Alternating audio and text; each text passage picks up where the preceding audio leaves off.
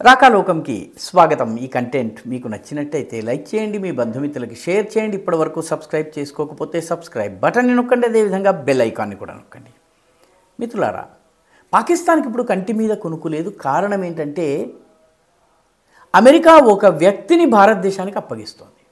నేర చరిత్ర ఉన్నటువంటి ఉగ్రవాద కార్యకలాపాల్లో పాల్గొన్నటువంటి ఒక వ్యక్తిని అమెరికన్ కోర్టు భారతదేశానికి అప్పగించాలని చెప్పి అమెరికన్ సుప్రీంకోర్టు సర్వోచ్చ న్యాయస్థానం ఆదేశాలు జారీ చేసింది.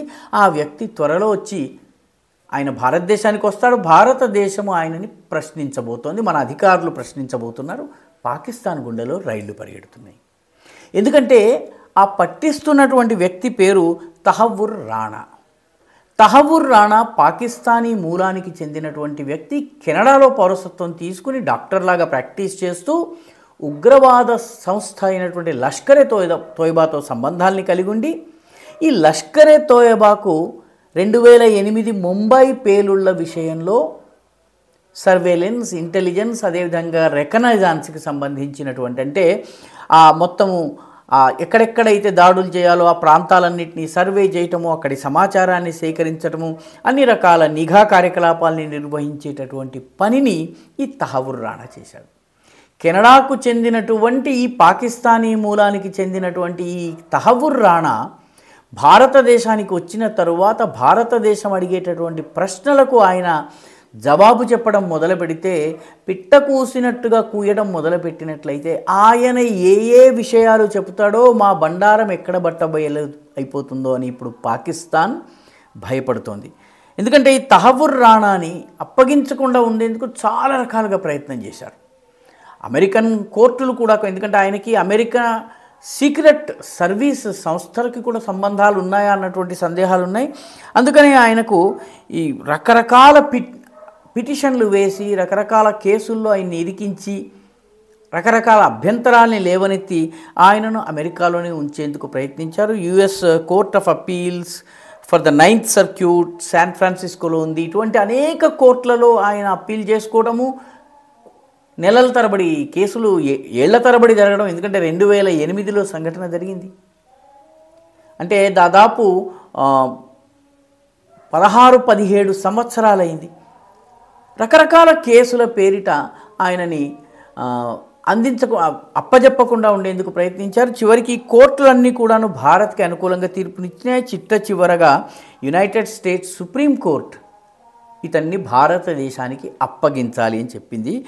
ఆయన పిటిషన్ ఫర్ రిట్ ఆఫ్ సెట్టోరరీ అనేటటువంటి నన్ను పంపించకూడదు, నన్ను అమెరికాలోనే ఉంచాలని పిటిషన్ పెట్టుకున్నాడు. ఆ పిటిషన్ని తోసిపుచ్చిన తరువాత ఆయనని ఇప్పుడు భారతదేశానికి ఇస్తారు.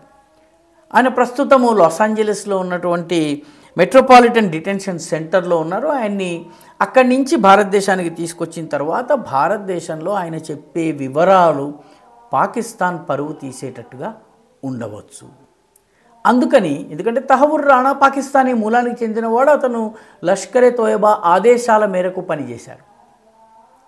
ముంబై దాడులు ఏవైతే 2008లో జరిగినాయి దానిలో 166 మంది చనిపోయారు. వివిధ దేశాలకు చెందిన వాళ్ళు, భారతదేశానికి చెందినటువంటి వాళ్ళు కూడా చనిపోయారు. మన పోలీస్ అధికారులైనటువంటి హేమంత్ కర్కరే వంటి వాళ్ళు చనిపోయారు. దీనిలోనే కసాబ్ని తుకారాం ఓంబ్లే అనేటటువంటి కానిస్టేబుల్ పట్టుకున్న తర్వాత కసాబ్ని సజీవంగా పట్టుకున్న కారణంగా పాకిస్తాన్ యొక్క ఇన్వాల్వ్మెంట్ బయటపడింది. లేకపోతే లష్కరే తోయబా ప్లానింగ్ ప్రకారము హైదరాబాద్లోని కొన్ని స్కూళ్ళు, కాలేజీల పేరిట ఈ లష్కరే తోయబా టెర్రరిస్టులందరికీ కూడాను కాలేజ్ ఐడెంటిటీ కార్డ్స్ ఇవ్వడం జరిగింది. వాళ్ళు కనుక అందరూ చనిపోయినట్లయితే వాళ్ళు ఏదో భారతదేశానికే చెందినటువంటి కాలేజ్ స్టూడెంట్స్ అని నమ్మేటటువంటి ఆస్కారం ఉండేది. ఆ రకంగా పాకిస్తాన్ ప్లాన్ చేసింది. కసాబ్ సజీవంగా దొరకడంతో మొత్తం కేసు తిరగబడింది. పాకిస్తాన్ యొక్క ఇన్వాల్వ్మెంట్ బయటపడింది. ఈ మొత్తము ప్రయత్నంలో ఇద్దరు పాకిస్తానీ మూలానికి చెందిన వ్యక్తులు విదేశాల్లో ఉండి సహాయం చేశారు. ఒకరు డాక్టర్ తహవ్వుర్ రాణా, కెనడా పౌరుడిగా చలామణి అవుతున్నటువంటి వ్యక్తి. రెండవ వ్యక్తి డేవిడ్ కోల్మ్యాన్ హెడ్లీ. ఈ డేవిడ్ కోల్మ్యాన్ హెడ్లీ తనను తాను యూదుడిలాగా అనిపించేటటువంటి పేరుని పెట్టుకున్నాడు. కానీ ఇతని అసలు పేరు సయ్యద్ దావూద్ గిలానీ. ఇతను కూడా పాకిస్తాన్కి చెందినటువంటి లష్కర్ తోయబా ఆపరేటివ్. ఇతను ముంబైకి వచ్చి ముంబైలోని బాలీవుడ్లో ఉన్నటువంటి చాలామంది ప్రముఖులను కలిసి వాళ్ళతో పాటు జిమ్స్కి వెళుతూ అన్ని చోట్లకి వెళుతూ పూనాలో ఉన్నటువంటి బెస్ట్ బేకరీ నుంచి మొదలుపెట్టి ముంబైలో ఉన్నటువంటి చాబాద్ హౌస్ మిగతా అనేక తాజ్ ఇవన్నిటి కూడా సర్వే చేసి ఎక్కడెక్కడ దాడి చేయొచ్చు, ఏ ఏ పాయింట్లలో అటాక్ చేయవచ్చో ఉగ్రవాదులకు సమాచారం అందించాడు. డేవిడ్ కోల్మన్ హెడ్లీ కూడాను ప్రస్తుతం అమెరికన్ జైల్లో ఉన్నారు. అదేవిధంగా తహవుర్ రాణా కూడాను అమెరికన్ జైల్లో ఉన్నారు.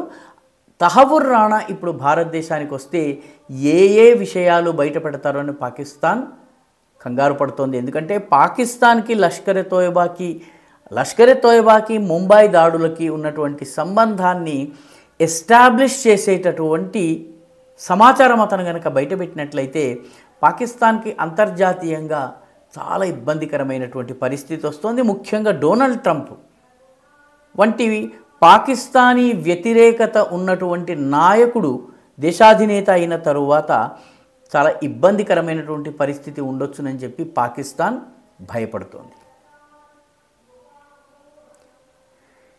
ఈ వీడియో మీకు నచ్చినట్టయితే లైక్ చేయండి, షేర్ చేయండి, ఈ ఛానల్కు సబ్స్క్రైబ్ చేయండి. మీ అభిప్రాయాన్ని కమెంట్ల రూపంలో తప్పనిసరిగా పంపించండి.